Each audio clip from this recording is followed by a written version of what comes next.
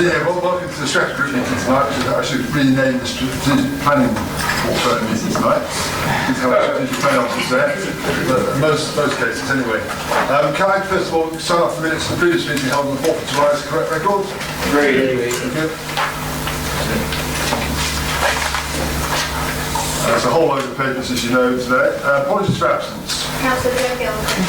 Joe Gilpin. One from Ken Ritchie, who wrote me to apologise on this one here tonight. I should say, or thank her apologies as well. Okay. You should say that. Whatever it is. Well, Jonathan Harris, who saw today, he can't make it either. His wine's not too good. Okay. Thank you. Declarations of members' interest. Declare them now at the time of the meeting. The item comes up. None declared now. Thank you. The first item tonight is the human resources issue, zero tolerance policies. Councillor Griffin. Thank you, Chairman.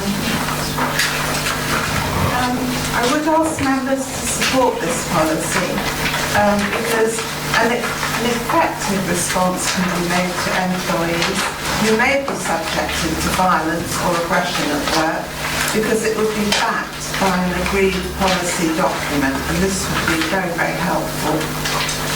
This policy document would also ensure executive directors take preventative measures for risk avoidance by identifying employees who may be at risk. I'm thinking of lone workers, for instance. Members may wish to ensure that all workers are covered. You could amend the policy, although currently it mentions contractors and agency workers, and I think Councillor Morgan did have some reserves over this. So perhaps, Chairman, you're allowed him to speak after me. If you wish to, you have to do that, yeah? Elected members are not mentioned, but they are subject to the Code of Conduct. Yeah. And that covers very adequately any inappropriate behaviour towards staff. Thank you, Steve. Thank you, Councillor Griffin. So you're putting forward the recommendation, yeah? Yeah. Thank you. Does Councillor Morgan want to comment? Chair, I don't need to stand up for this, right? I nearly did.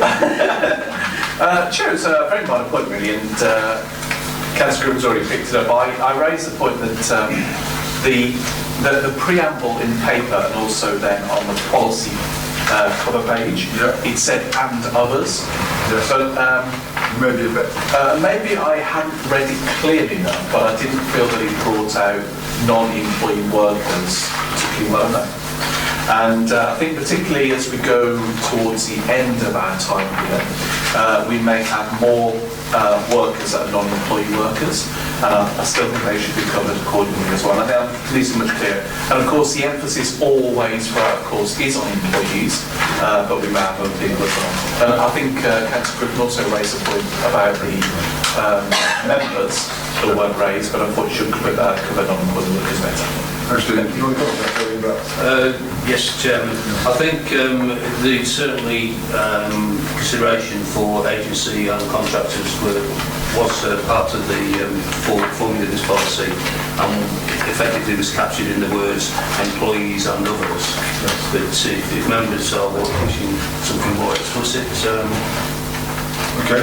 Yeah, I think it probably is a bit of an extreme example actually, because the policy is really aiming at. But you know, when we talk about particularly extractive value chains and obviously risk of workers, even modern slavery, these kind of things these days, I think making it bolder than "and others" or giving it a further definition would be helpful. I think, Chairman, if I may, perhaps if we substituted employees for workers. I think that's a workers and others, or even actually non-employee workers is quite a good one. Or workers just broadly out.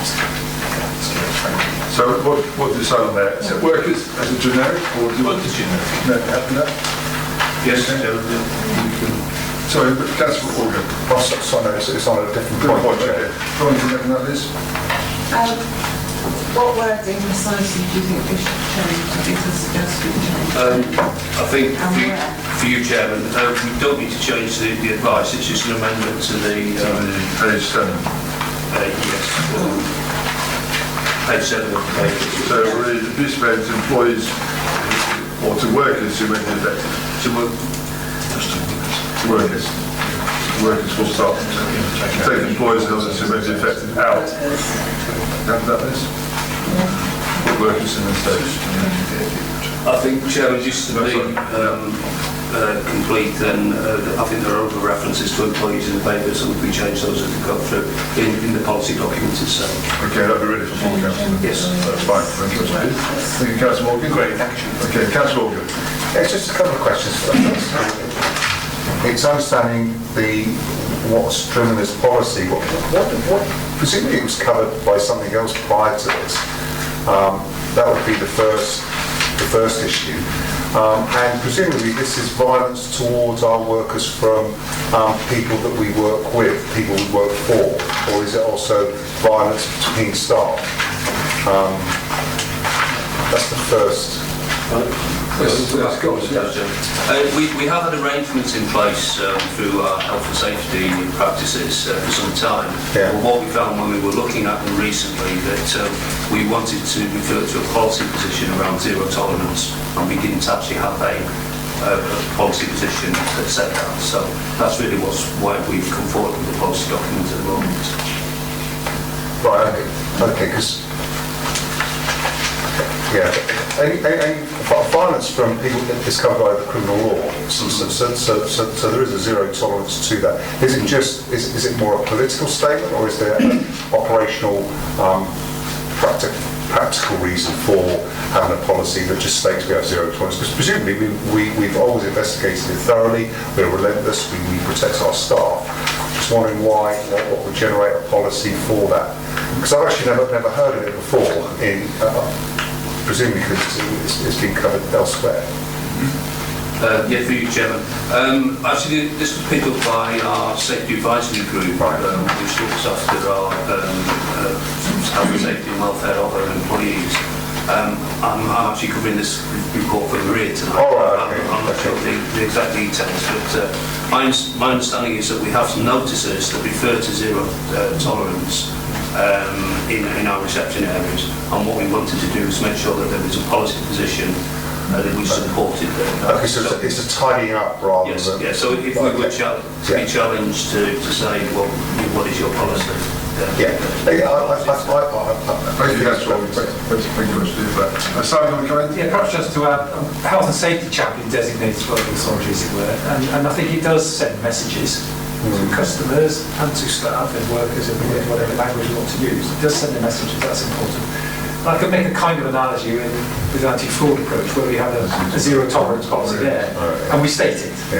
We probably expect it anyway, but we state it. It's kind of the statement I should suggest, as well as it's necessary, we think, to have a policy support there anyway. Chairman, if I could come back to the second point that Councillor Orban raised, which was about whether it was a threat from employees, from service users or customers, or fellow employees. It's both. Liz, Councillor Griffin. I think they had two groups, didn't they, Tony, working on this? The Safety Advisory Group and the Staff Alert Register Group. What's the Staff Alert Register Group? Through you, Chairman. The Staff Alert Group is where we have instances where the concern is raised by a member of staff that there may be some threat of violence or some abuse. Then those cases are referred to this particular group to decide what appropriate action should be taken in further dealings with the individual. So it may be a case of officers to not sort of visit the person individually, or not deal with them individually when they come in, or in more extreme cases that we would not visit, or the person may be excluded from the premises. So that is a specific group that deals with those cases. The Safety Advisory Group is a more general health and safety group. And if you look at the policy document, Chairman, in the role of Executive Director, there's a whole list there, so it's particularly tick box, to make sure that we do go through all of the processes. Is that a specific It's on director, or is it all page one? It's each executive director. Each is, all right. Each. So, right, okay. So all of each executive director. Yes. That's the way it's worded. Okay.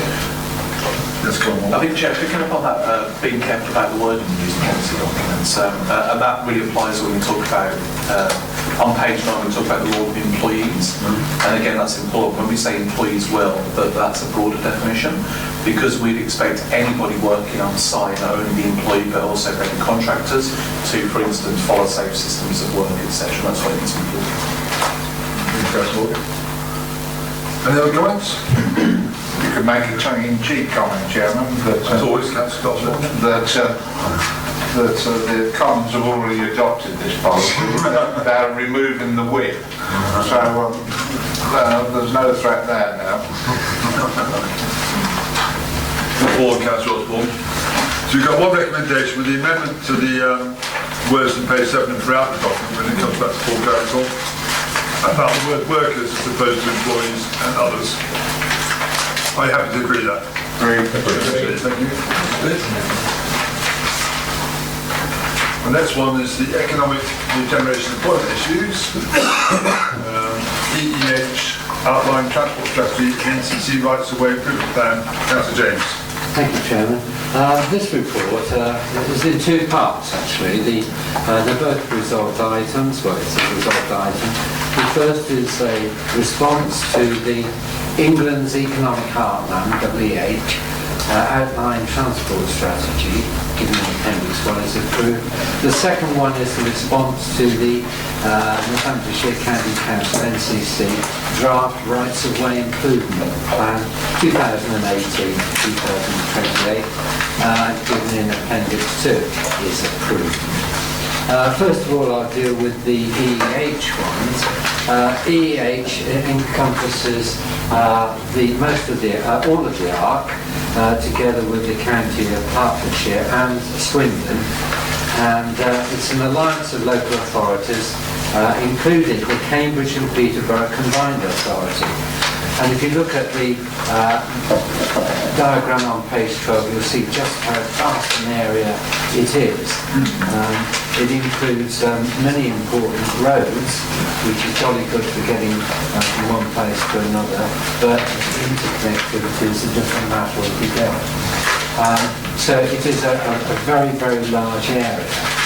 Now, EEH is hoping to become a statutory subnational transport body, and if and when it does become that, it will have some clout in as much as it will have to be noticed by the Secretary of State in making any particular plans. They will refer on transport, they will refer to EEH. So it is going to be a very important body. And of course, whatever happens in the rest of that particular area is either going to impact us directly or indirectly. So it's important that we engage even at this preliminary stage. Although it's only an outline strategy, it's basically a discussion paper. The real strategy is yet to come. In summary, the strategy includes things like, now I'll read this, we need to set a new direction for the years ahead. Understanding the way people want to live, work and create prosperity in the region is the basis for England's economic heartlands approach. Improved connectivity is critical to realising the economic potential of the region, but economic growth must not be at the expense of the environment. They then go on to mention a number of themes like connecting people, connecting places, connecting opportunities, connecting services, investment and delivery. Of course, those are all interrelated and they can conflict with each other insofar as, say, reaching our target for zero carbon emissions and, of course, the policies on biodiversity. So there's plenty of room for conflict there, and it's very important that we have an input and engage in these. So that's that particular consultation, and it poses 21 questions, and you'll see the responses to that in Appendix 1, which is on page 17. There are 21 particular points have been raised, and answers to those points. So that's that one. Can you just hold that a second, David? Good. I just want to say, obviously, we've been involved in the EH, the ARC, as you mentioned, the Oxford Cambridge ARC. And this, as you said, it's a big area, and of course all these areas have sub-areas which have different priorities, and just trying to bring this all together is going to be quite challenging, because obviously we may have different areas of challenge. So I think this response seems to me to be a fairly reasonable response in terms of trying to get our point of view across. You're quite right about the point of being engaged in this process, because it's important as we move forward. It's going to be long term, it's not going to happen quickly this. But you've got the plan now, and it's the evolving stage we're part of, which I think is important for our district area. Yes. Any comments or observations? Yes, Councillor Morgan. Thank you, Chair. I was pleased to see on reference on pages 17, 23 and 24, the points about environmental related aspects. Yes. And I was particularly pleased to see on question 2, regarding zero carbon impacts, the first word was no. And I think we need to take this issue much more seriously, and obviously we had this on previous meetings as well, where we started looking at this in particular. So I welcome these responses, and I think we need to be very tough on these issues and make sure they get addressed. I think the key one you read out there, David, is about the connectivity is critical to realising the economic potential.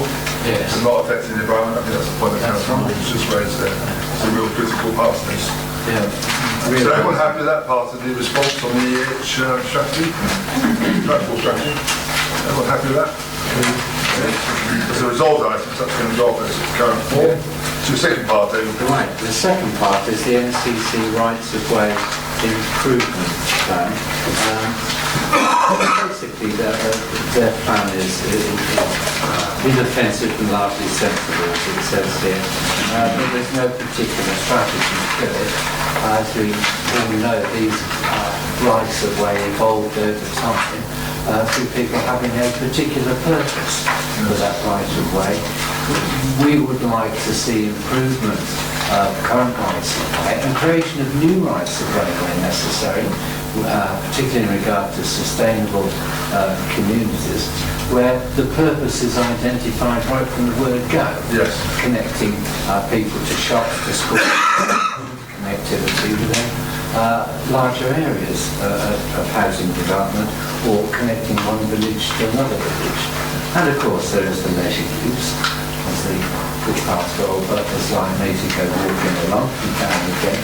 And another important aspect is driving ways too, as well as cycleways, and so on. What happened here is the parish councils were invited to respond to it and let us know what their particular response was. And a number of parish councils did in fact respond to it and notify us of their response.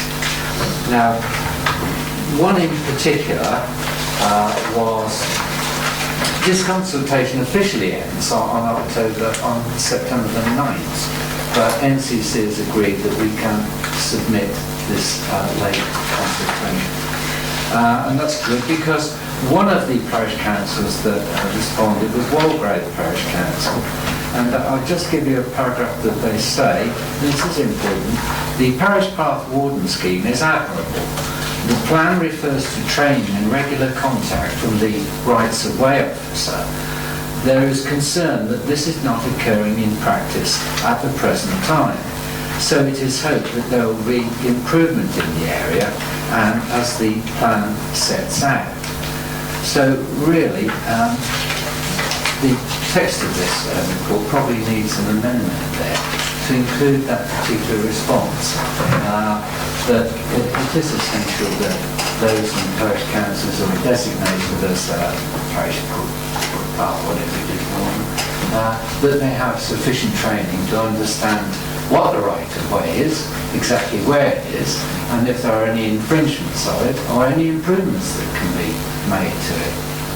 And as parish councils are, some of them are beginning to accumulate funds, they may wish to spend their own money on improving footpaths.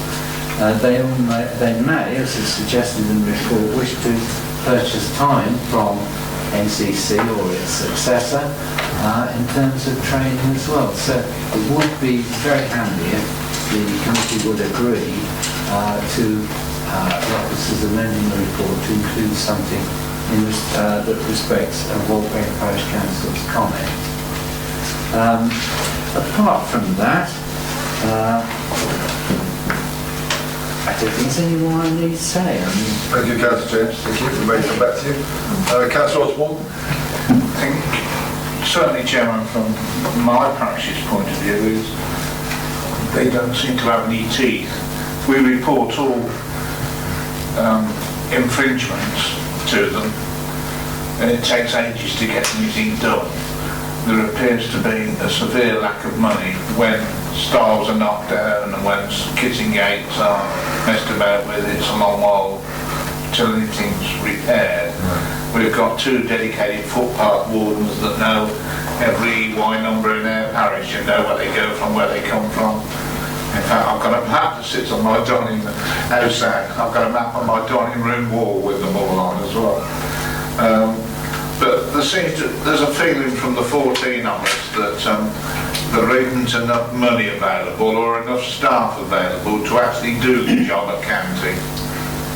Well, I can comment on that, Steve, but one thing I would say is on point 4 in this paper, on page 29, this thing about linking Longbuckby and Daventry, and in particular Longbuckby Station to Longbuckby Wharf. That's been on the cards for years. There's been some real barriers to that happening, haven't there? Because it can costly. You've got the bridges, of course. Well, it's quite simple to resolve, but yet it doesn't get done.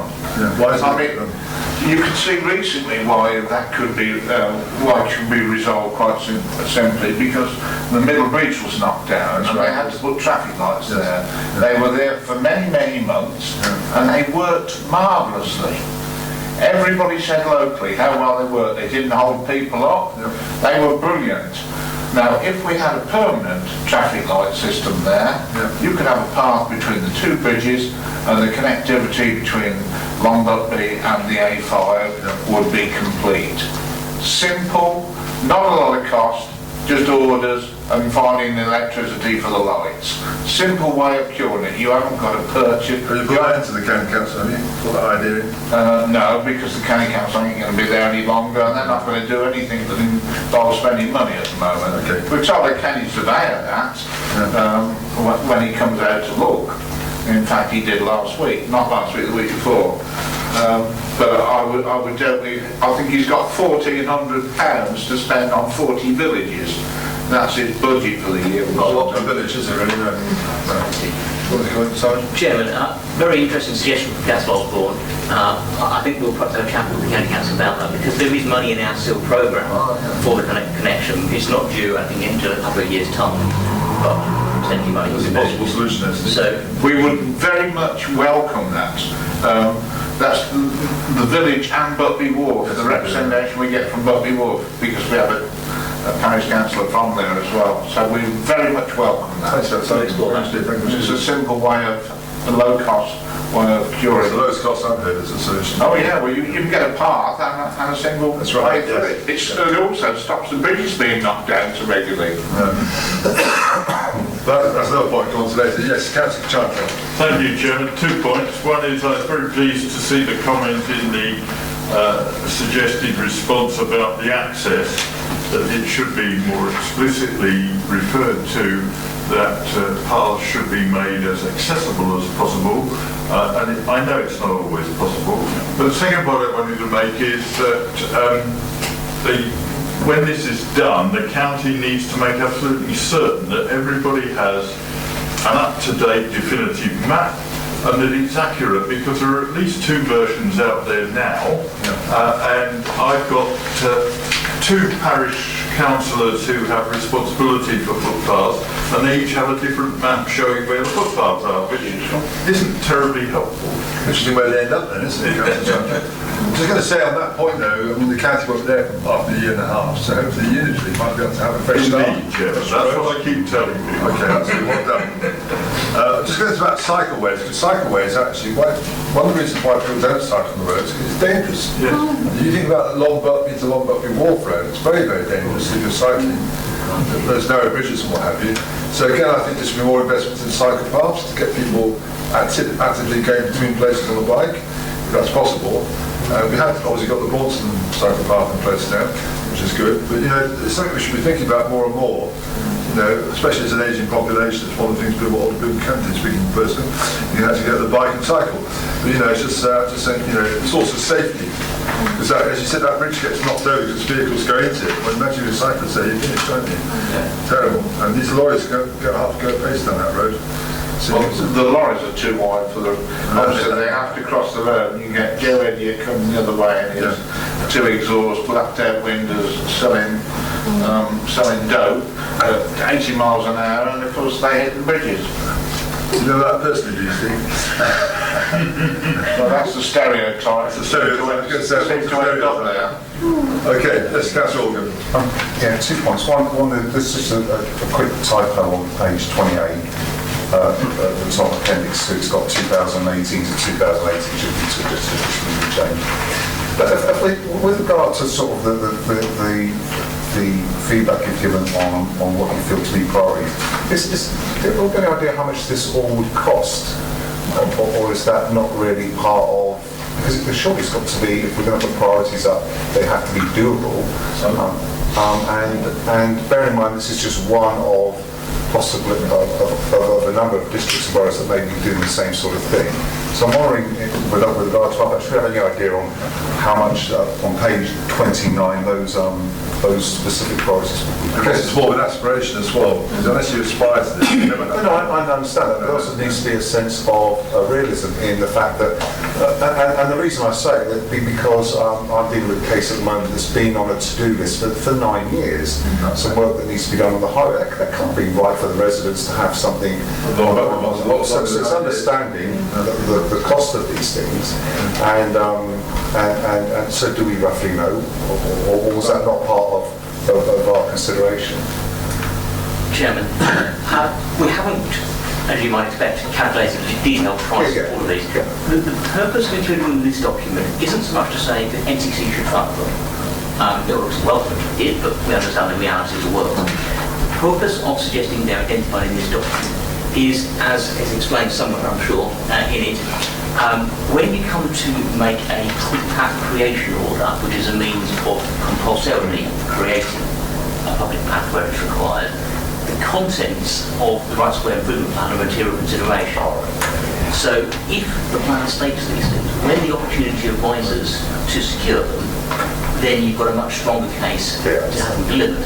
And of course, if in the background you're likely to get it compulsorily, you may well manage to get it by agreement because the landowner knows that there's compulsion lurking in the background if required. So it's designed to help us get to the objectives. Some of these, of course, are already funded because they're in our programmes. Other developers that may be appropriate to seek funding for in the future. Thank you, Simon, for that clarification. Thank you, Chair. No comments? Oh, sorry, Councillor Griffin. I'm very pleased to see that Byfield and Woodford haven't been forgotten, because this has been a wish list for more than 9 years, I can assure you, particularly as regards to the local GP surgery, which is in Byfield. And I was sort of sharing the feeling of other councillors. This is a sort of a wish list that will never happen. But Simon has just comforted me a bit. I'm beginning to see there may be possibilities with other funding now. So perhaps we can be more confident that you never know. That's the point of this, you never know, and also by having it on the list, that's a priority. If an opportunity comes along, that strengthens that opportunity. Yes. So I think that's the point Simon's made there. Yes. And Councillor Barker. Thank you, Chair. I spoke to one of the rights of way officers. There were 7 originally, they're down to 3 now. Crazy. Yeah, and they've got £10,000 each to spend over the year. So it's not going to go a long way, but Simon hopefully will address some of that. I did actually say that on their lists which they've got, it'd be good if they actually produced the list, an appendix to show what was actually at the top of the list and working down, and the year the projector was going to do, and have taken that forward. Good. About parish council properties, is there a possibility, funding wise? some parishes possibly, not saying would do, but just say it's another possibility. It's possible, yes, but we're looking at something else as well. Okay, not your parish, I'm talking about parishes. Oh, sorry, Treasury Treasury. expansion. I know, I meant Sorry. overall. Overall, yeah. Yeah, for Northamptonshire, I didn't mean just parish. Parish, yeah. Thank you. Councillor Wynne, Alan, sorry. Yeah, thank you, Chair. It's just a point and a question regarding on page 29 regarding the Mickle Daventry Park site. Yes. Notification going forward from any council would be good if you can close bridleways or byways or path routes. There needs to be notification. Not one member of the public's been given any notification of the Leggers path, as it's called, over the top of the bridge. We do have canal boats that go through the tunnel that doesn't have any form of transport apart from horses, so the leggers walk it, and the horses can't go through, over the top of the bridge. They have to go through Lang Farm, through Middlemore, and across the 361. So there's no access. There is cycle gates, but obviously the horses can't get through the gates. So it's not just the leggers that have the boats who have the issue. It's the people who ride it as a bridleway. I've been told it's not actually an official bridleway and not an official path, but it has been walked since the 1700s when the canal was built. So I don't know how long it has to be. Ordnance Survey does show it as a path and bridleway. So I don't know if you can check that going forward, but it's just a point of view out. Chairman, I think Councillor Warren has seen the same response I have. The path is not... Sorry, Howard, my apologies. You look like the path is not on the definitive map, maybe either of the definitive maps that may exist. And therefore, the legal right hasn't been established. It doesn't mean it couldn't be. Perhaps someone should consider making an application for that to be registered. The Canal and River Trust decided to close it and decided to redirect people without talking to the council, it has to be said. And we have taken that up with them, explained that it's not appropriate to redirect horses the way they have proposed to redirect them across the council's land. So I can't tell you what the resolution of that would be, but certainly we're not terribly to the Canal and River Trust doing that without discussing it with us. Okay, thank you very much for that. Are we happy to read the two result items? Thank you. We move now on to strategic planning issues. You've got a long list here, Councillor Chapter, which I know you're going to deal with very efficiently tonight. And first date all around conservation areas. So over to you, sir. Yes, thank you, Chairman. I hope that a single introduction about conservation areas will do.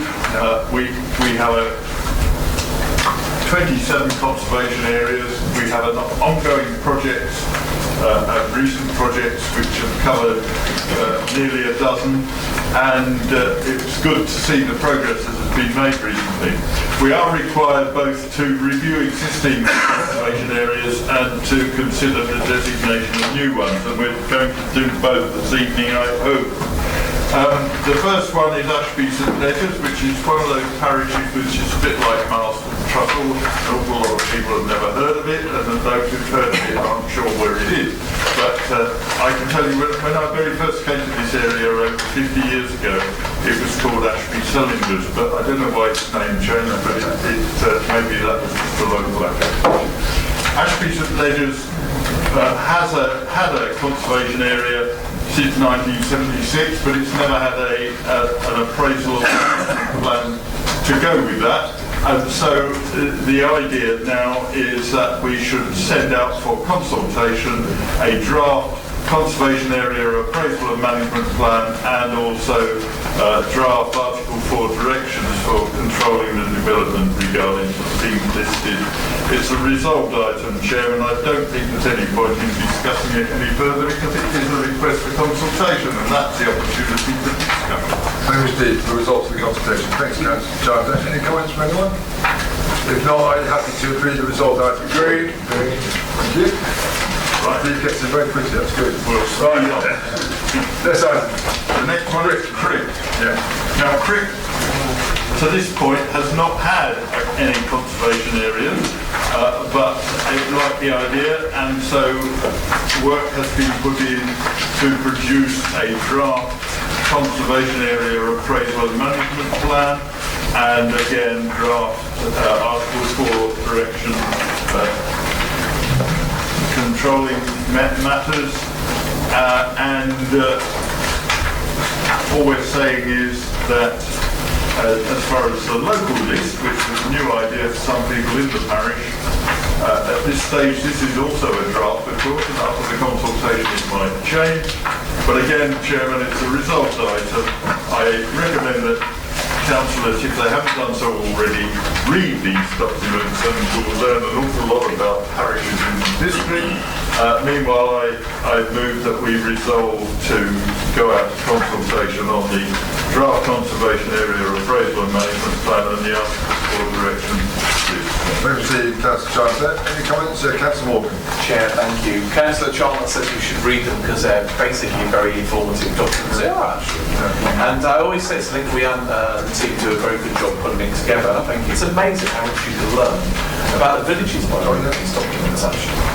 Very fascinating. Agreed. Enormous amount of work goes into this.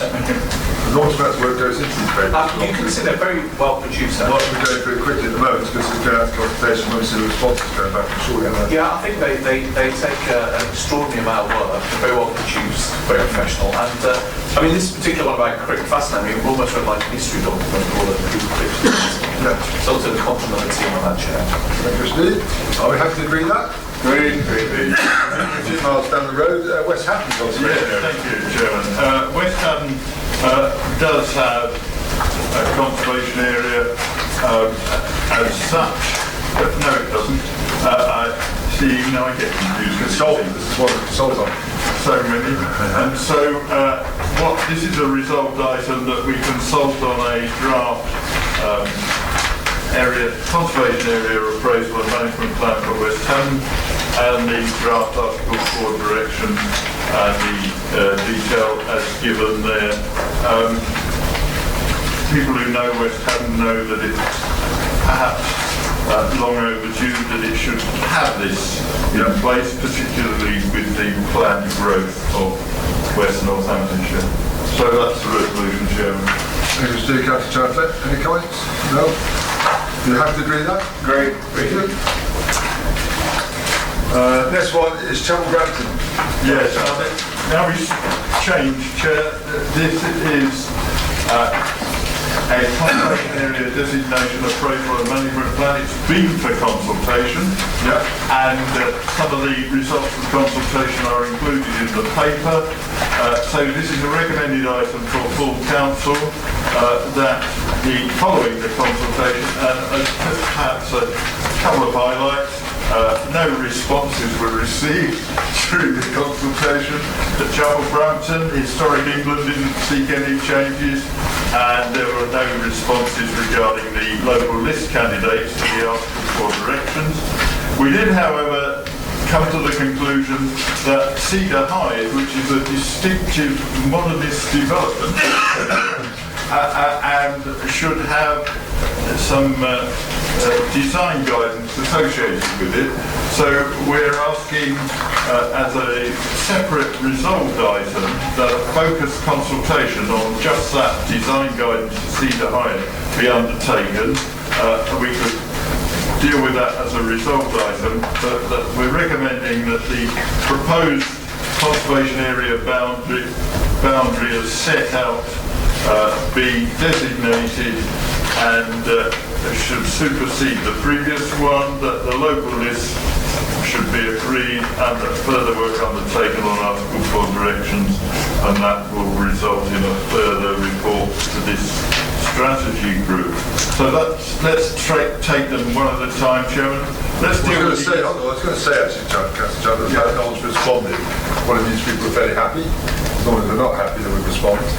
That is frequently their motivation for a response, is that there's something about it they didn't like. It's a shame that more people don't take the trouble to actually say, well done, I like it. I was going to suggest we go through recommendations 1 to 3, which are all recommendations. Yes. So everyone happy to agree with those, unless there's any that don't agree on any of those? Agreed? Agreed, okay. And then the last one, Councillor Charter's resolved item. A resolved item that you mentioned about Cedar Hyde. Consultation for Cedar Hyde design guidance. Everyone happy about that one? Yes. Okay, that's agreed. Thank you, Councillor Charter. Next one, Everton Conservation Area Destination. Yes, again, this is one that has been out for consultation, and again, you can see that as a result of the consultation, some proposed changes are set out in the appendix. 10 responses were received, which is quite a lot for a small place, and the majority of them, of course, supported the proposals, which is good to hear. It was interesting that there were some queries about what exactly is an Article 4 direction and the associated consideration. So some clarification was provided there. And it's also interesting to notice in the local labelling of heritage assets that somebody said, please can you put the old vicarage on the local list, but it's already, the old rectory is already listed grade 2 by English Heritage. So it's not appropriate. Again, there were 2 draft appraisals, Everton and Little Everton, and to make life easy because there was no specific, when we come to Little Everton, you'll see that we've included the responses from the consultations in both those reports. There were some areas proposed for adding to the Everton conservation area. But the recommendations are that the proposed changes be approved, that further minor editorial changes be made to make sure that it makes sense, that the appraisal and management plan should be adopted as a supplementary planning document, that the conservation area boundary therefore be designated, and that the local list be agreed, and that further works should be carried out on the Article 4 directions, and that will come back to strategy group in fullness of time. Thank you, Mr. D. Councillor Chandler. Councillor Brown. Yeah, thank you, Chairman. Just to local board members, I wanted to say that no objection to any of the recommendations for either the Everton conservation area or that of Little Everton. So I don't know if Councillor James has anything to add. He's resident in Everton, but certainly from my perspective, no communication with the parish council to suggest that they're upset with any of this. So I'll try the strategy group will proceed as recommended. Thank you, Councillor Brown.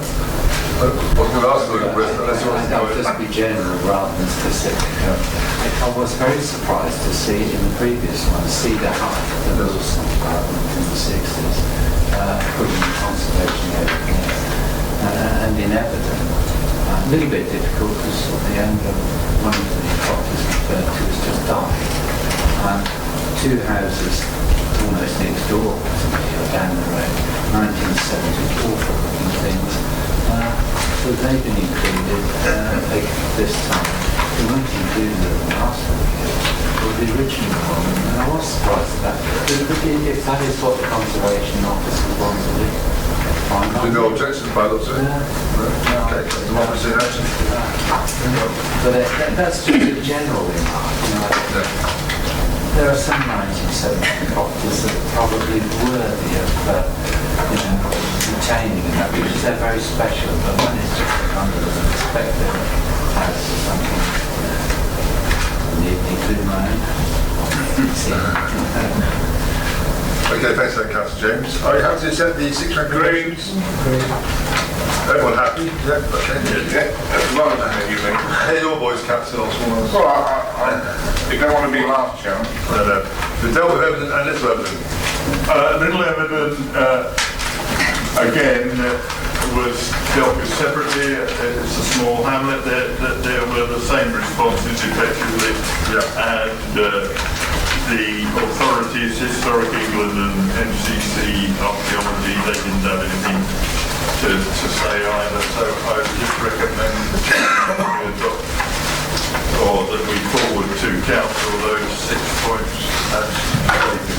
Thank you, Mr. D. 6 recommendations. We'll have to agree those. Agreed. Thank you. Thank you very well so far, Councillor Chandler. Next one is pitch for the conservation area.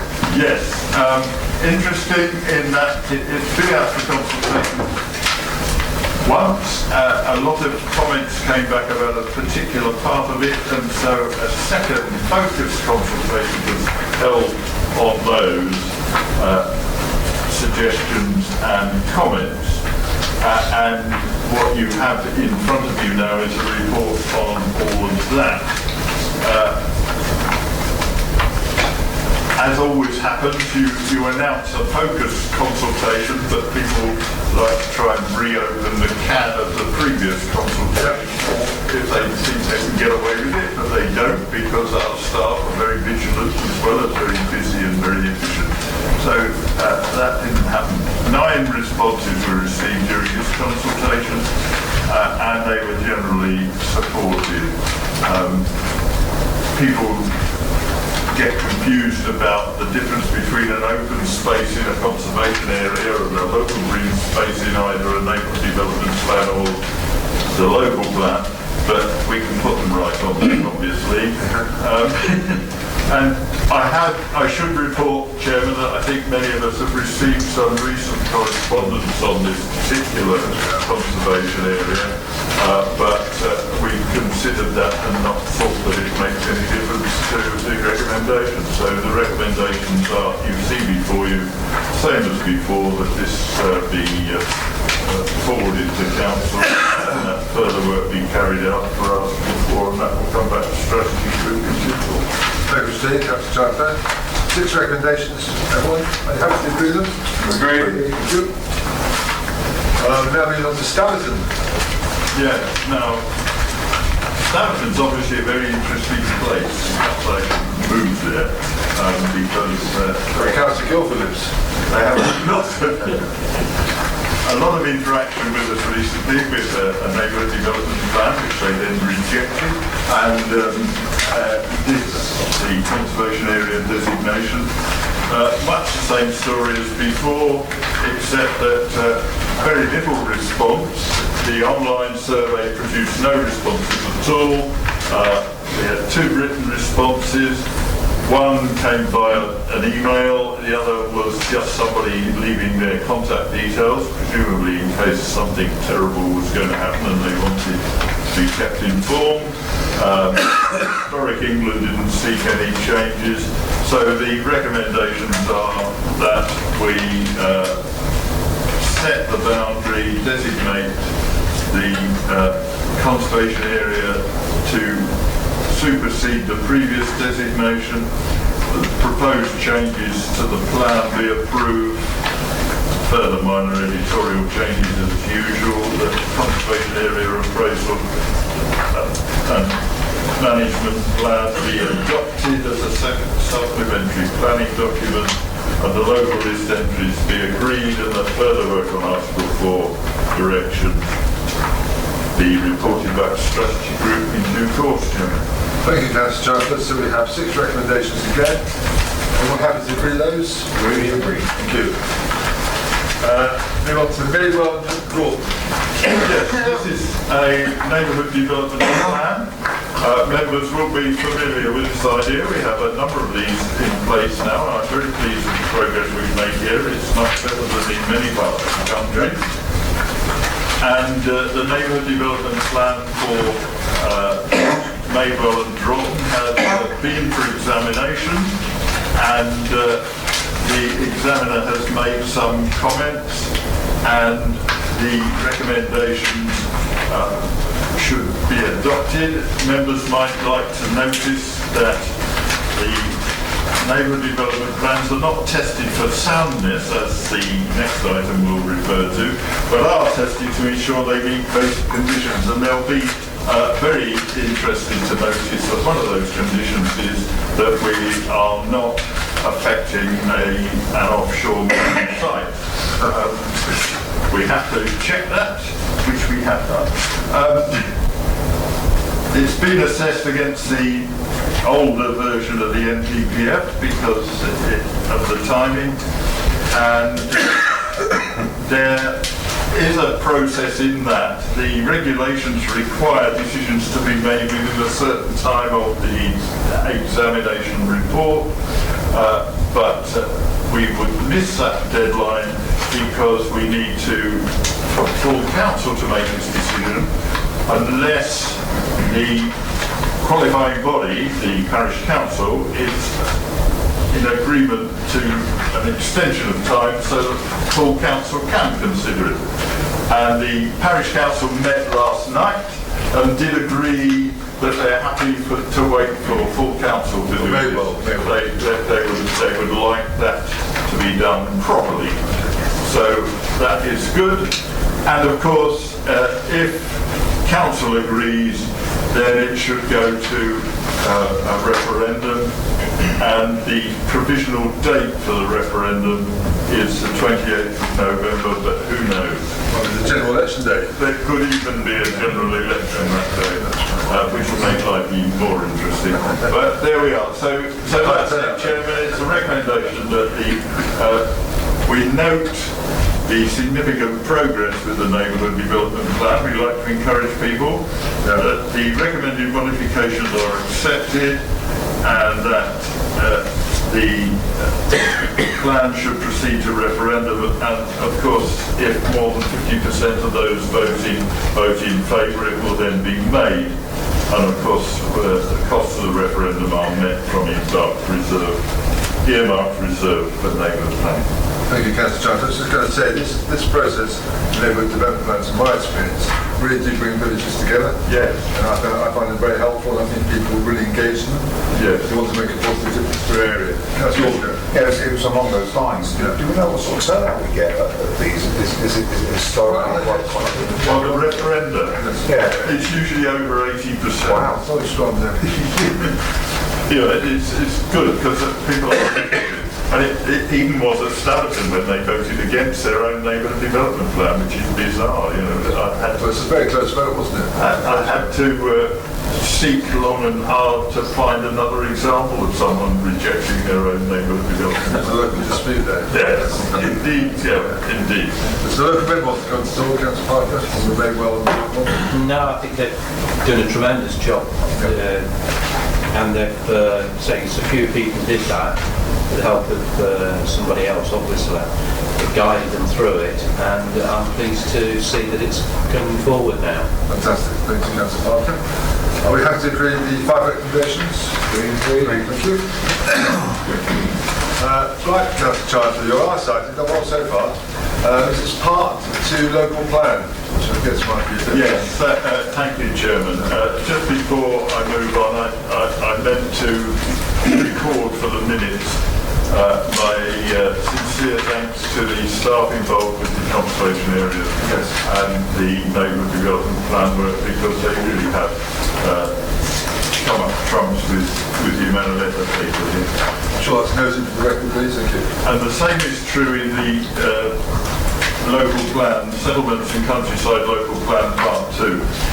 Members will probably remember that a couple of months ago our plan went for examination over 2 one-week periods with a gap in between before an inspector representing the Secretary of State. He was called Gareth Wild Goose. So we actually had a wild goose chase at one point. And I attended as much of it as I could, which was most of it. One of the things I'd like to say here is that I was very impressed with the way our staff responded to the examination process and the questions raised by both the examiner and other contributors.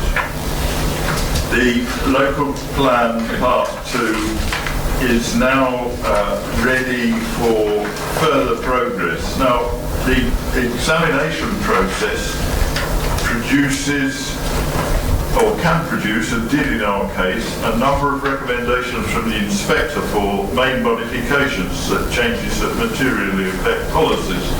And it was pleasing to note that as the examination progressed, the response to that suggestion in each case was produced very quickly by the staff, and always in consultation with myself as the appropriate portfolio holder. So it was good to see that we were working together during that process and making sure that we understood.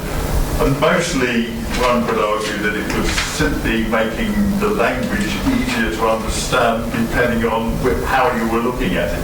Although there were some significant points about not having a piece of land covered by 2 policies when one would do, and things of that nature.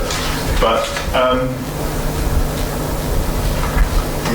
he also identified a number of issues that he considered might affect the soundness of the plan, and obviously these had to be addressed, and again we discussed those and agreed with the inspector how that would work. A pleasing point for members to note is at the bottom of page 494, we have confirmation that planning for further needs of Northampton is outside the scope of our local plan at the moment. Of course, all that will change in the future.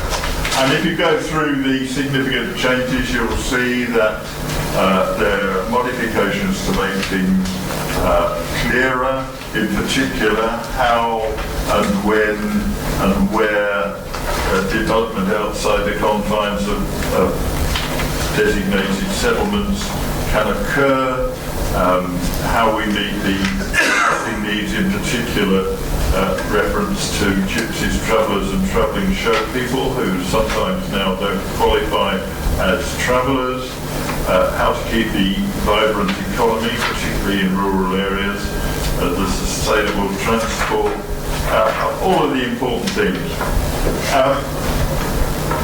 And I can say that at the time of writing this report, we were still waiting for final confirmation from the inspector that he was happy with the suggested main modifications. The inspector had been warned about this meeting and had been asked to indicate whether or not there were any such, so that we could, if necessary, have a resolution that said we might have to make some minor changes when we get his modification. And that's part of the resolved item before you, but I want to modify that. So, the resolution before you tonight, Chairman, is that we should note progress made on the Settlements and Countryside Local Plan Part 2, that the schedule of main and additional modifications be agreed for consultation, those which have to go for consultation, and I would like to delete item 3 on the resolved list, Chairman, because there are no further changes from the inspector. Okay, that's very kind, Councillor John. I just want to make one comment on something you said a bit earlier. As you know, I wrote to the Secretary of State along with the leader of South Northampton about the 5-year land supply, but the Northampton related development area, of course, doesn't have one. And that could impact upon us when we go to Daventry and put our villages at risk of, again, facing speculative applications in villages in particular. And we're still waiting for a response, of course, but we probably have to highlight the point that we're very concerned about that. Yes, whether we'll ever get a response, of course, but... Well, we always chase up, we don't hear something. Well, we must, Chairman, I would urge you to do that, because it is going to be absolutely vital if the Secretary of State decides that we have to lump it all together and recalculate the 5-year land supplies position, then we are at risk of speculative applications to satisfy Northampton's need, and Northampton will be only too pleased to dump it all in the rural area.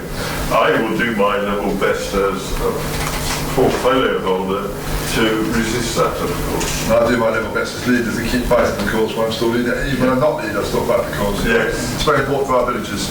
Councillor Howard. Yeah, you've actually answered, Chair, the question I was going to ask Councillor Chalmers, which was on page 496 about 5-year land supply when we go into Unitary. But on that point, I'd just like to thank Councillor Chalmers for delivery of a wonderful report, and the officers for actually writing and the effort they put into this report tonight. It's actually amazing. So congratulations to the officers here. Thank you. Thank you, Councillor Howard. Much appreciated, I'm sure. Councillor Organ. It's more it goes along with some of the comments we heard.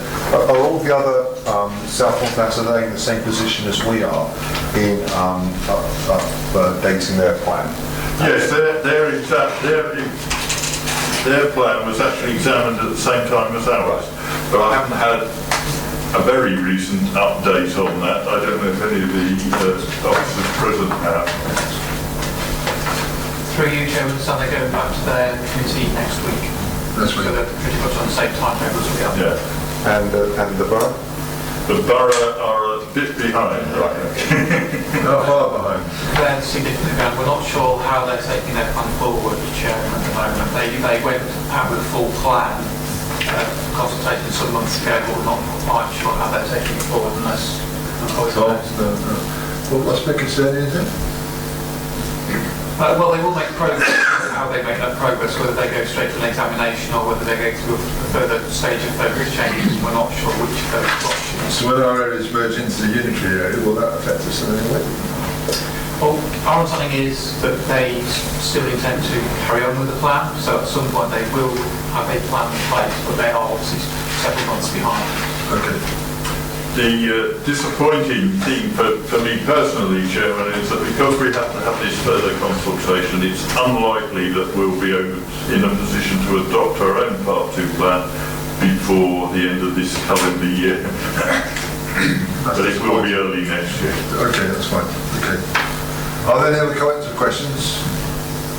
If not, you're happy to agree the 2 resolved items now and remove item 3 as proposed by Councillor Chandler? Agree. Thank you indeed. Thanks, Councillor Chandler. You did very well there. Thank you. We now move on to resources issues. So the first one is Treasury Management Annual Report 2018-19. Councillor Morgan. Thank you, Chair. We finish up with a few reports from me, and no pretty pictures in mine, actually. They did better this time, please. Yeah, and but not so many pages anyway. More succinct is what you're saying. Actually, more succinct than even usual, I think. So the first one is the Treasury Management Annual Report, and this is an annual event, of course, which we're required to undertake.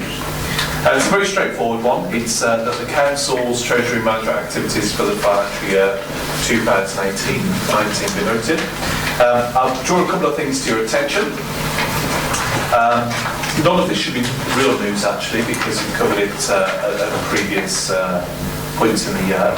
But in 5.1, of course, there's a table there which describes our original budget for the capital expenditure for the year of 9.582 million. But we actually underspent that at the end of the financial year, 8.726 million. And the reasons for that are on the page 619. But I also want to point out one clarification. It says on the Town Centre Vision 1.5, the Town Centre will be made in 2019-20, and of course that has been made, as my understanding of that. And the next item I'd like to draw to your attention is really related to very good news, actually, and that is in relation to 7.4. So you'll see the table in 7.3, which really talks about the balances, and this is the point where we always like to say, don't get excited by this being our money. This 60.86 million, as you can see, for the 31st of March is, of course, money we collect, etc., as well as money that's ours. And of course, as we know from other meetings, that's all allocated, etc. But the good news in 7.4 is that we have over 204,000 extra interest we're anticipating, which goes into to our funds, basically, which is very helpful. Bringing us to around about £500,000 interest for the year, which is very helpful. So that's very good.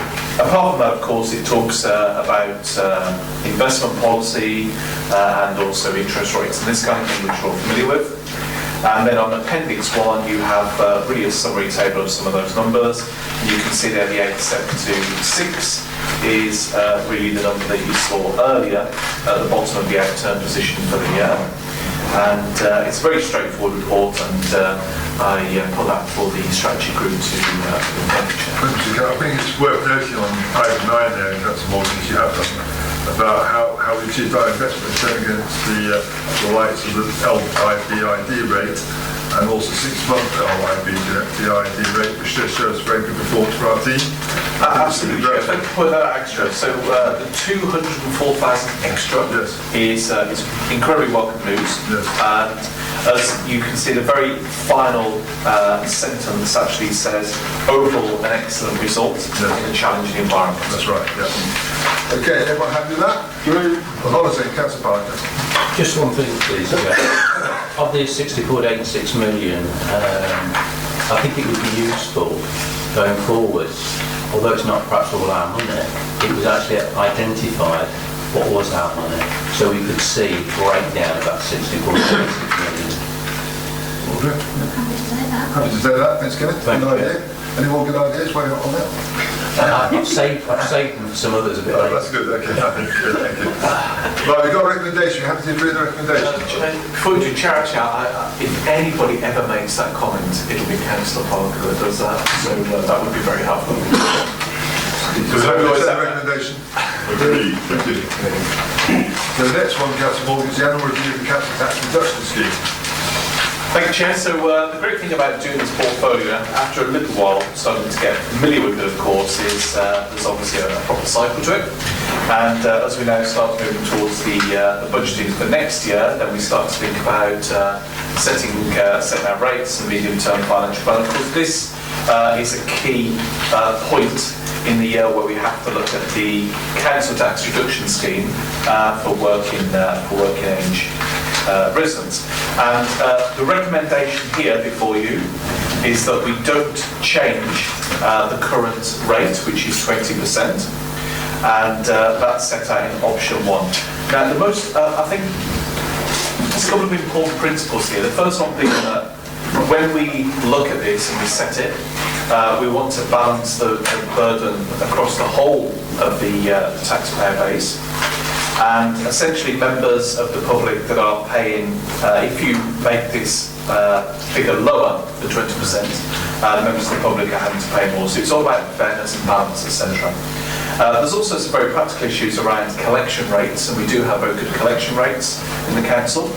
And one of the impacts potentially of raising the 20% is that it can be more challenging to collect and obviously more time invested to collect it.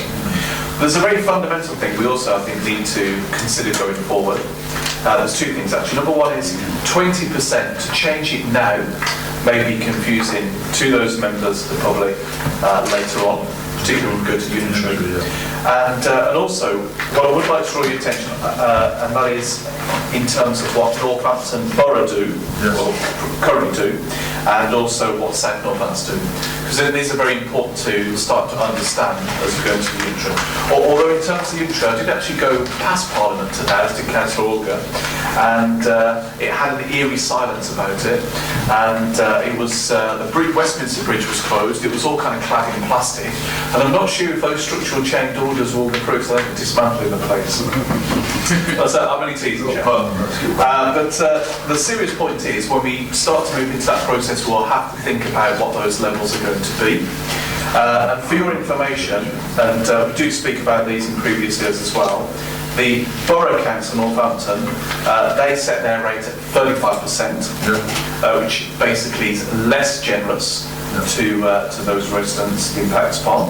And the South Northants is 8.5. Which is the default level, and it gives us a really interesting point to talk about going forward. So if you have one that's at 35%, us that proposed to be 20, and South Northants 8. You could actually say we're quite in the middle actually. It's where we end up actually going forward, and all the consequences of that. Finally, before I put this to members, there is an error actually in the table 4.31. I'm sure you spotted it all anyway, but it talks about the arrears outstanding, and there are commas in those numbers, and they should actually be points, decimal points. So actually it's not 3 billion, it's actually 3 million. For instance, the 2008, yeah, exactly. So, well, it's actually a good thing because we have that much outstanding. That's Treasury management, which goes a bit different. Exactly, yeah, we'd be in our favour potentially. So really the proposal is to keep it the same, The cost to keep it the same, 20%, will actually cost us an extra £12,832. And of course, one thing also for members to think about going forward, obviously when we start to think about the interim more particularly, is whilst we collect, obviously we only share the reduction, and of course when you have the unitary, then you'll be making a decision about the greater pot, as it were, than 12,832. But 20% seems reasonable. It doesn't change anything for the people it affects, and it also puts us in the middle still of the other two local authorities that may become part of the unitary of us in the future. Thank you, Chair. Thank you, Mr. Councillor Morgan, for that explanation. Councillor Wainhouse. Yeah, I agree with the recommendations here. Again, I think this is a great report. I would like to think that we leave it as it is. I don't think we'll make any changes. I think the implications to the officers have not been able to collect, which happens in a lot of other councils, which I know that we've got a very good collectible rate. So I'd like to leave that as it was, and let the actual unitary take this forward. Well, I think that's a good point, Wayne, and also you eventually see what unit you decide, won't it? Absolutely. That's the makeup, because 51 of the councils come from the borough, and 42 from Ross and South Northampton, so maybe the answer will be somewhere where we are actually at the moment. I think so. Yeah. Councillor Organ, we can't second guess that one. Councillor Organ. Yeah, I don't want to put a spanner in the works, but what's the rationale for 20%? You know, if one borough one council is, you say 8.5, the other's 35. Is there some sort of formula that looks at this? Presumably, you know, it's the conversation we had earlier about doing the right thing. What is the right thing for the residents? So why are we at 20%? Not just the fact it's convenient for us, but is that the right, based on what? Does that make any sense? Yes, I think it's not about convenience. In fact, interesting enough, the South Northampton example pointed out in option 3 on 0.4.27 is the default level. So you could argue they've done nothing at all to change it since it was given them as that level they have to have. So you could argue it's trial and error. There's a bit of science about it. It's about collection rates. It's also about the impact on us as well. And the evidence here really is that 20% has been an effective level. And then you also have to take other things such as the principles behind it, which is if you make it higher, i.e. towards the 35% point, then actually it's, the 8% wrong around. It gets very confusing if you don't get this right. It's the opposite way around. So basically, if it's less favourable to the taxpayer, then it can become, as we've seen, harder to collect. But if it's more favourable to the individual taxpayer, then it's more unfair on the other people who have to pay as well. So basically, if you make very simply, it's a calculation that we've made over the years, and this has proved effective. And it's interesting because you could argue now would be a good opportunity to discuss it in more detail and say what are the real pros and cons. I mean, they're laid out in the paper anyway, but at a particular point where we're going to go into unitary anyway, probably keeping it the same for our residents this year, and probably give them that comfort as well. Let's go. Audience. Yes, sorry, Chair, through you. When the scheme was first introduced, we're actually going back to 2013-14 now, and the council tax benefit used to be a grant that we would receive, so what benefit we gave, we would get back. And what they did was roll that up into funding, and they said from year one, we'll roll it up into funding, and we're only going to give you 90% of what we used to give you. And it was based on the rate from 13-14 that we used to pay out. So we were already 10% down, and what they said was you had to design a scheme, and it's only working age claimants who pay it. You have to design a scheme yourselves in order to make up for that 10%, if you like. So each year, as that funding has been cut, we've had a look at the percentage that we would have to charge to recognise that cut in funding. So each year it's costing us more money. So the 20% has been, it is a calculation based on what we can afford and coupled with how much funding we've had cut. So it is specific, and it takes into account, the likely recovery of those that are going to be paying this amount, and it is those on low incomes and benefits and things. So the recovery rate is taken into account. Within the report, the 28%, which was one of the options, isn't just 28% as a figure plucked out of anywhere.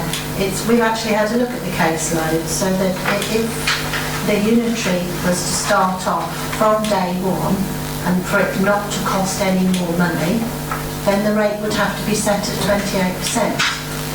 And it's not a simple case of adding, the borough's 35, our 20, and South Northampton's 8.5, and dividing it by 3, because it's to do with the caseload. Yeah. So 28% was quite a specific one going forward.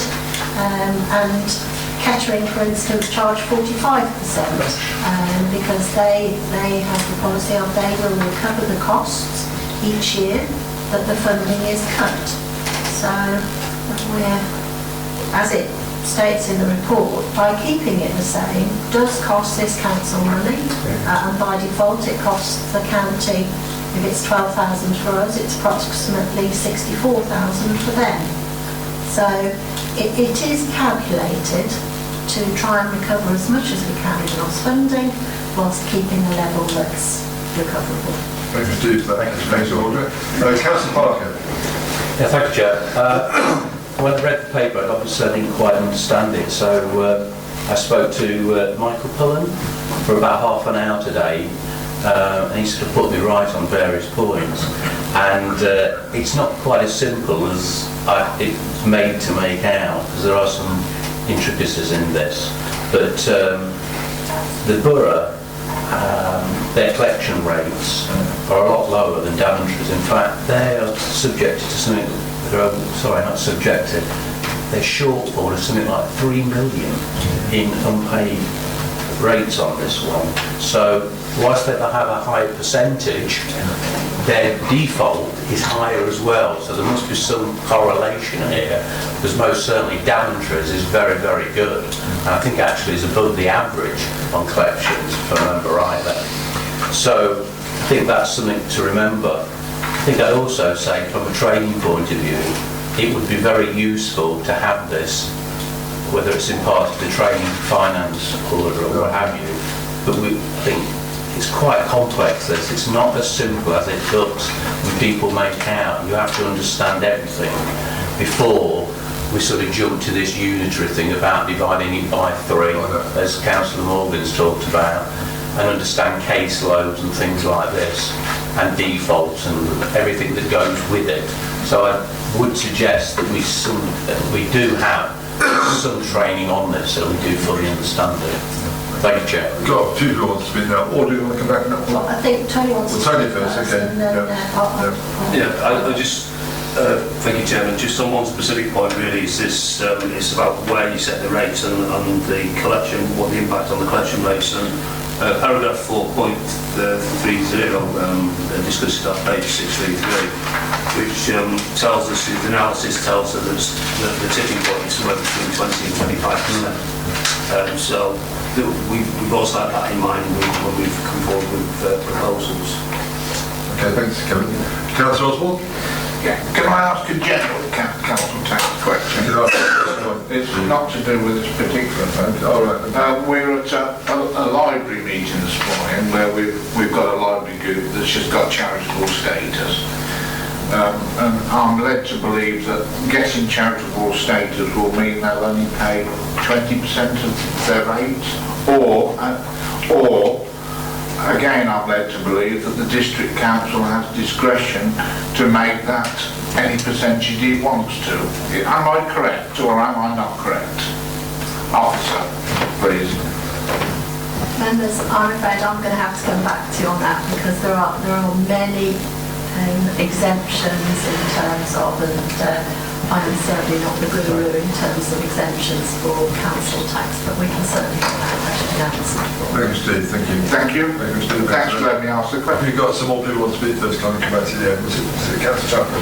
Yes, Chairman, I just wanted to record my thanks to both the author of the report and to Councillor Morgan for highlighting the difference in this rate at Northampton Borough, South Northampton here, because the word used when we move towards unitary is harmonisation, and harmonisation we often think of as meaning let's move towards the worst possible case, and so be prepared.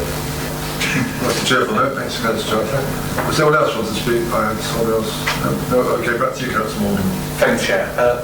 Councillor Chandler took the words out of my mouth there when he spoke about harmonisation. I actually got it as my finishing statement about it being a key challenge. And as Councillor Parker said, yeah, exactly, we have got different levels, which at the moment we can simply use for benchmarking purposes. And we can think about, yes, if you basically tweak up the numbers a little bit to have a higher level, like in Northampton, you have less collection and more effort has to go into that, of course. And you can see, of course, even on page 630, we already set out what the payment amount for those individuals at each band will be. And as we know, it's interesting actually, so Councillor Randall, normally Labour speak on this issue and put some points across, and it'd be really interesting because we haven't had your comment yet tonight on this, but we've often had comments on this and say where this, how this impacts residents. So we think basically this is the fairest approach and the most optimum.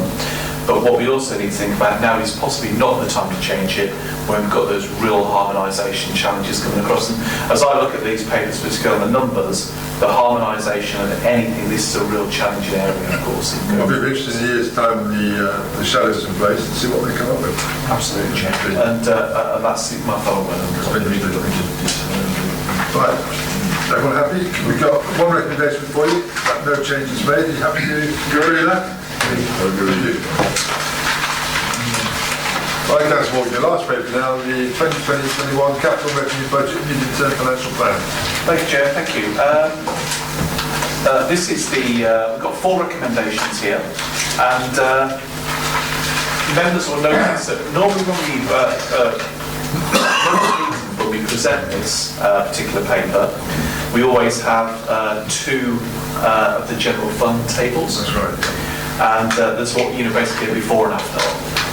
And tonight this is not the case because the next before and after, if you like, the after will come in the subsequent meeting. But really this starts to set the scene for where we are going forward. And it's quite important to note here, I think,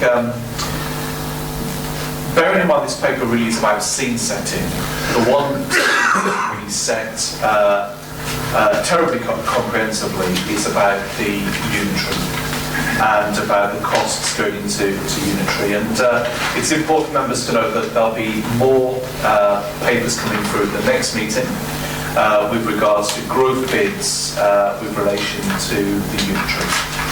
And it's also very worth pointing out to members that at the moment, until we have those structural change orders, the investment we're making and the time we're making is potentially at risk, of course, because as we know, anything really could happen at the moment. So we're working on a sort of dual principle of it's business as usual for the district council, but also bearing in mind we have to plan for the future as well, that being an eventuality. So really had to highlight the fact that it's essentially spending at risk at the moment. So with that, we've got 4 recommendations here. That number 1, the 2021 budget planning strategy be approved. The restricted growth bid criteria budget set be approved. And also within that there's an item, growth bid for number 4 that I'll talk about very briefly, 4.18. And the third one is that the assumptions and proposals concerning the financial strategy and development of the 2021 budget preparation process being through. So we get past this evening, and the next document, of course, is much more comprehensive as we start to flesh that out and start to plan for the year ahead, etc. But in here, there's a couple of things I'd like to point out. The first one is 4.3, which talks about the fair funding review. Which has been delayed. Now it's interesting actually because Councillor Olk and I today had the opportunity to go to the Local Government Association, and there was a lot about this topic and about many local authorities, as you'd expect, with regards to 4.4, felt the need to obviously have a longer term plan. and very specifically raised the point about 151 officers having a real challenge at the moment and needing to be very careful. So that 4.4 point about in the absence of a long-term settlement makes it incredibly difficult to plan for the future. And sometimes actually we sit in these rooms and look at this 151 officer of ours and we say, oh, you know, it's a very conservative approach, very prudent, but it's really key that this is the case here. So that's why that's drawn out as a specific point. So we have a lot of work to do before the next numbers come out and pulling all that information together. The next point I'd like to draw out is the point in 4.8 with regards to the proposed rollover. And that is not going to happen. The business rates will not happen that it refers to, but we will get to keep around about 4.7 million, which will be reflected when we look at the numbers in due course. And that is actually, it looks quite flat on the page actually, but that's quite a good point for us, 4.7, just noted. We then talk about other things such as annual council tax increases, and again what we'll be thinking about of course going forward, the looking at the increase we'll make, and again there'll be an opportunity there no doubt to think about unitary and how that moves in that direction. But of course, as you've said in this chamber before, really the only way is up in terms of council tax. Not good news actually, Councillor. Not good news, absolutely not good news, Chair. Basically, it's really about moving it up. Obviously, we know ours is very competitive, as it says here in 4.15. We give our taxpayers a very good deal in terms of the £161 in pensions here. The other points to make out is where we have the outturn position, which we spoke about earlier. And there's a couple of reasons for that also in the outturns, including actually, I fear to mention this, but we've even got the cancellation of the district elections there, which is highlighted for your attention. We then move into 4.8, which is one of the items of recommendations, which is the criteria itself. There's nothing different in these criteria to what members have seen before. But also I'd like to get your approval this evening for item 5, which is the in-year revenue growth bids. And there's one there for care and repair service. So basically looking to have an extra 42,000 for next year and thereafter, and 11,000 for the year we're in, to add a full-time equivalent member of staff to support the care and repair service offer, which is of course a statutory service and is going well, and we need extra member of staff. There's also a smaller amount of money in there, which of course is from 106, which relates to shop fronts. And really there's not much else to report on there, Chair, but the main point to say it's a short report, this one, but with the 4 recommendations. The next report will go through the cycle and much more comprehensive in terms of a lot of information about planning. But most of all, we need to be aware of the uncertainty around unitary, of course, spending and risk, and also the longer term risks in terms of salmon, commitments, etc., etc. Thanks for Councillor. As you were there last Friday when we asked Councillor Christine Harris to say about the structural change order, because obviously that's what we're waiting for, and with regard to uncertainty what's going on in Westminster at the moment. But one of the key things is that there's another 1.9 million to come out of our budgets, the local government reorganisation. Absolutely, Chair. 1.9 million we're going to talk about in a subsequent meeting. So when you finish that. No, I just want to make the point about that. So we're investing lots of money in the LGR, and obviously the quicker we get clarification once the SEOs and structural change orders in place, the better for all of us. It's a bit like HST, you can spend a fortune on something, not necessarily in the end deliver it. And that's not what we want in this county, because there can be major challenges still, financial challenges in our county where that happens. So I think it's important the Chair, I think the point is, if one of the drivers of the organisation has been financial challenges, investing money, if we don't know the outcome of those structural change orders, is an even riskier proposition. The risk. We have to do it, because otherwise we don't do it, we're not in a position to do anything, yes. Okay, what is the order? Yeah, just wanted to clarify really on the LGR front. Obviously when back in August last year when we had the council meeting, and council agreed to £500,000 at that time from each authority. But the prospectus then that was done that showed the 1.9 million. At the time of setting this year's budget, 1920, I'd estimated a further 1.1 already. So 1.1 is built in on top of the 500 that was already agreed. So actually the shortfall amounts to around £800,000, and that's the growth bid that will be coming forward. So in total, 2.4 million from this authority will be contributed towards LGR and transformation. And transformation, yes. Yeah. Thanks, Alderman.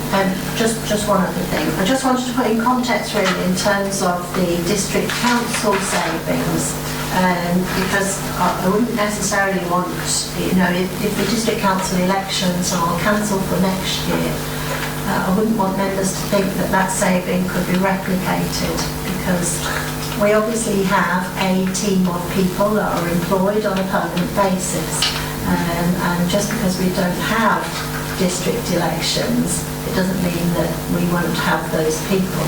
We wouldn't just get rid of them for 1 year that we're not having. So, but the reason it's a saving is obviously we could use those same people to deliver the Euro elections, for which we get reimbursed. So it's just making that connection. Glad to think it has. Well done. Of course. Of course, very good. Councillor Orger. Yeah, I just wanted to 5.1 is that we've been doing some work on the impact of the budget savings with regard to adult social care, and the raising of thresholds and criteria where to try to save money. Yeah, we're coming in at a higher level when what is great about this care and repair service is we're investing in the most vulnerable at a time where we are trying to save money, we're trying to raise thresholds so we haven't got to pay up, and probably maybe the question we're asking is, does it make things worse? I think the district should be commended for this, is that we're investing money on the most vulnerable time when most people are trying to save money, and so congratulations to the council. Well done, well said, Richard. Councillor Orger, sorry. Councillor Parker. Yeah, thank you, Chair. On the revenue reserves 1920, that's stating 28.841 million, and it breaks it down between earmarked and non-earmarked. I'm assuming that is our money. Big assumption there. I'm assuming it is. No, I'm at the orders money. Well, it's probably orderers, it's not ours, but orderers. Obviously, the non-earmarked is 16.363. Could some of that go into earmarked potentially, or are we looking at 16.36 million?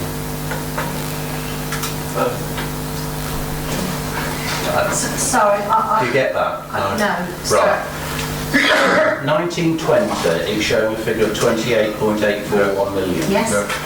Earmarked 12.478. Yeah. So that's to projects, which is what the council have decided. Non-earmarked 16.3 million. Yeah.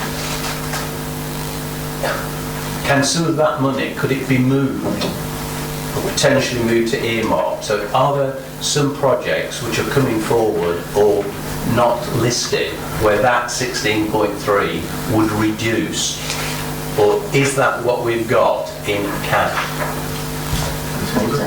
But the good news is the total of the 28.841 million is our money.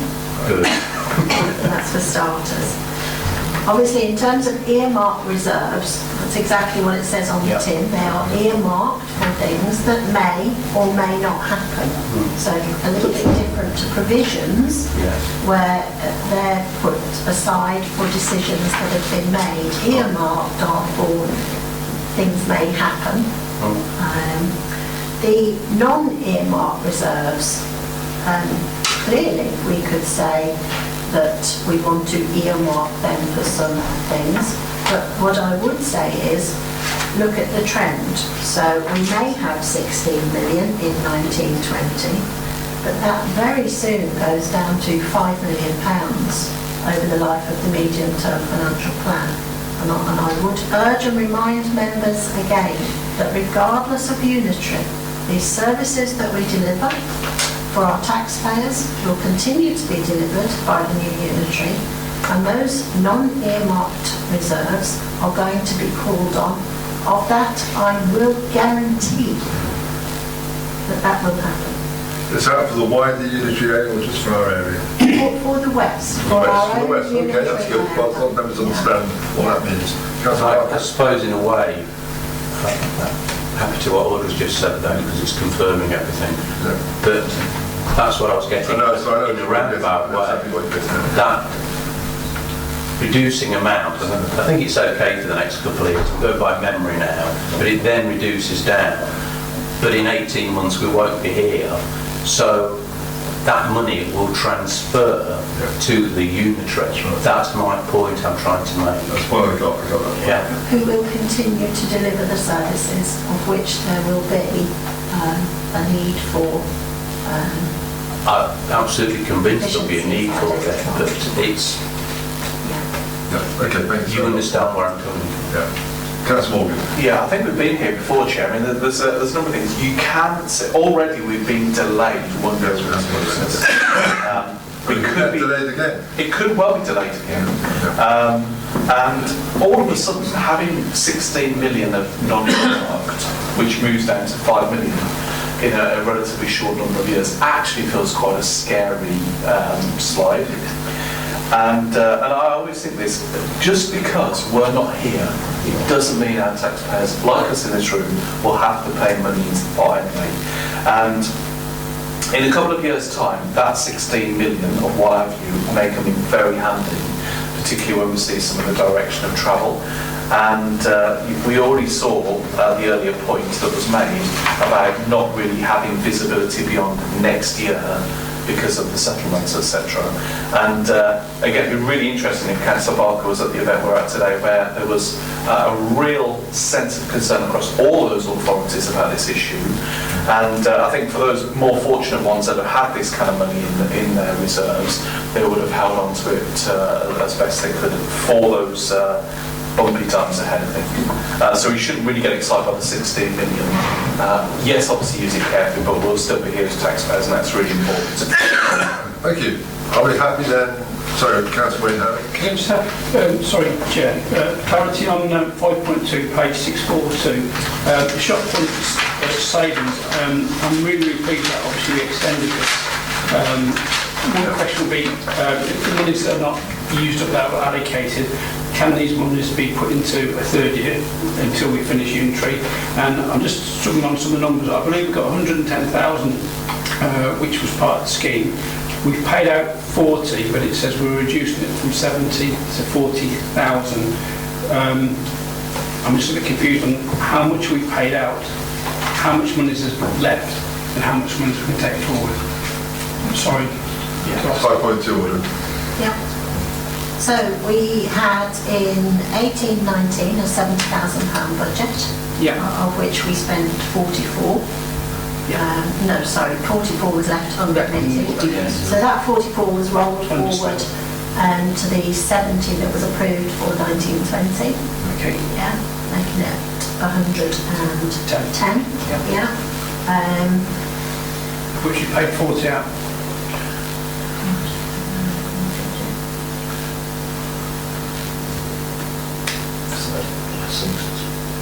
Yeah, what they're saying is that of the 2 years that would have been 140 budget, they're saying that they only need 110. So there's a saving of 30 out of the section 106 fund, so it's a net zero. But I do take the point, and I'm sure Simon, in terms of whether a third year round, of which that 30 could be allocated to 2021, is certainly something that we could look at. You want to lose it? Chairman, it certainly can be. I think as with all use of section 106, we want to make sure it's used as well as possible. If the demands are there, then if the section 106 in question is for Daventry Town Centre, so it will be spent in the town centre in some way, shape or form. Whether the shop front ground scheme is the right way part of it, it can be considered. I can tell you through you, Chair, I can tell you working with Mark Holt, the relief it gives to some of these people who move from one premises to another, especially in Sheep Street. We've had some instances that Mark's really worked hard with and made some lovely decorative, obviously in keeping with Sheep Street, and not a lot of shopkeepers were unaware of it, is what they were telling me, but now Sheep Street actually looks an amazing place. Does it look good, does it? Discounts, it really does, yeah. So yeah, if we could extend it, I would like that to be put forward at some point. Thank you, Councillor. Councillor Guilford. Yes, apologies for being so late. Surprised to see you actually, it's done well. Just want to echo something particularly that I was keen on in the growth bids for the care and repair service. Because this is a service that, you know, is not town orientated or village orientated, it's the same for everyone across the district. And I've had people in my ward benefit, and I know people in the Daventry ward that benefited, and it really does help, and it impacts on my day job in that, you know, people with palliative care at the end of their life, these sort of adaptations allows them to stay in their home longer, so I really do support that group. Thanks, Councillor Guilford, thank you. Councillor Morgan again, yes. Chair, thank you. I think Simon did, I was going to respond to the fronts and the benefits that afforded those businesses. And of course it'd been really about a decision about how best to use it going forward, if that's what we want to do, rather than a sort of simple practical money issue. And then I really wanted to say, it's this in comparison to some of the reports we had, this is quite a light one in terms of the time it takes to go through it. But hopefully members have understood all the issues and they've been addressed. And bearing in mind all the rough and tumble around us, I think we're running a calm and steady ship. We have an excellent 151 on. We're heading for choppy waters, but so far we're doing okay. And that's all from me, Chair. So we've got 4 recommendations, so committee, are you happy to agree all 4 recommendations? Agree. Thank you very much indeed. Thank you, Councillor Morgan. There's no urgent business tonight, so that concludes this evening's meeting. Thank you for your attendance.